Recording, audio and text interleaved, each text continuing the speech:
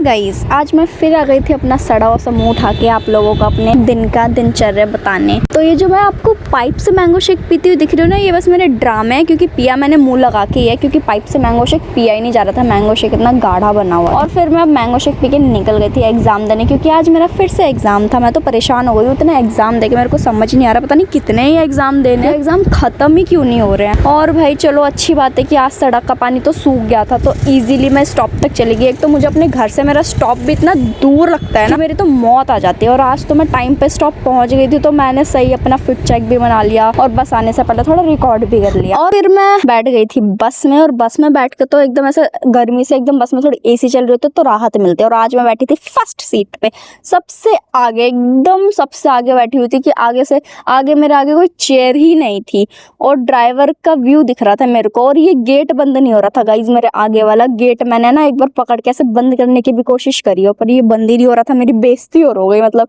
थोड़ी इंसल्ट सी, मतलब मैंने बहुत जान लगा के खींचा पर ये बंद ही नहीं हुआ।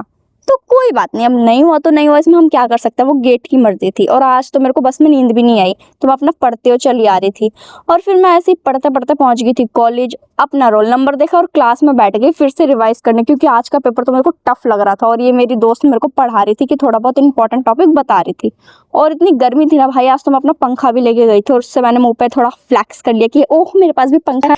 और फिर मैं एग्जाम दे के आ चुकी थी गाइस, बैग रूम में मैं दोबारा अपना बैग लेने आई थी। और इतनी गर्मी थी कि मैंने अपने बालों को बना लिया था जूड़ा, और पहुंच गई थी खाने कैंटीन में। ठूसना जरूरी है, क्योंकि ठूसना बहुत इंपॉर्टेंट चीज़ है, क्योंकि ठूसे बिना तो उससे रहा नहीं जाता। और फिर ठूसने के बाद हम अपने घर के लिए निकल गए। तो और अच्छी बात है, इतनी गर्मी में आज मैंने ना फ्रेंड के पेरेंट्स लेने आए थे, तो हमें बस में रोडवेज से धक्के खाते हुए नहीं जाना पड़ा।